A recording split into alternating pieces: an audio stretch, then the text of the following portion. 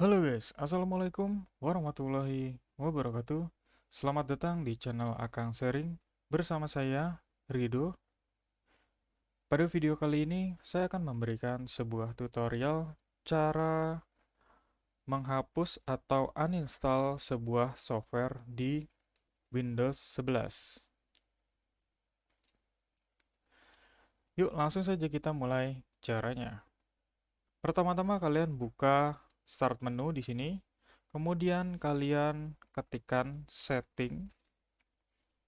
Kemudian kalian pilih setting ini dan kalian masuk ke menu apps yang ada di sebelah kiri. Nah, kemudian kalian pilih menu installed apps. Nah, di sini akan tampil semua aplikasi yang kalian sudah install di komputer Windows 11. Di sini saya akan mencontohkan untuk menghapus sebuah software. Yang ini nih contohnya Mozilla Firefox. Nah, di sini juga terlihat ya, size dari software ini yaitu 218 mega. Dan di bawahnya ini ada tanggal kalian terakhir gunakan.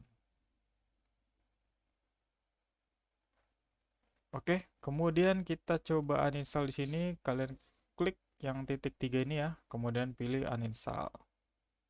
Kemudian kalian klik uninstall. Jika ada notifikasi seperti ini, kalian klik yes aja.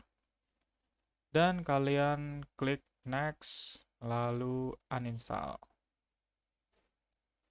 Kemudian finish, dan software yang kalian tidak gunakan akan hilang di Windows 11.